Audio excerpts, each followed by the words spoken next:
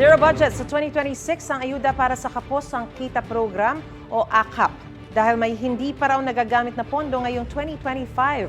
Ayon sa Malacanang, nasa 13 billion pesos pa ang natitirang pondo para sa AKAP mula sa 2025 budget nitong 27 billion pesos. Tiniyak naman ng Department of Social Welfare and Development na nangangasiwa sa AKAP, mayroon pang ibang assistance programs ang kanilang ahensya.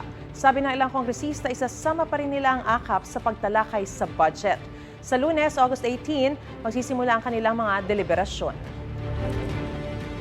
We see the value in AKAP, so that's why, as I said, I would need to confer with my colleagues in the House. Hindi dapat yan ang pagbuhusan ng daan-daang bilyong piso kung hindi ayuda, kung hindi trabaho, di ba?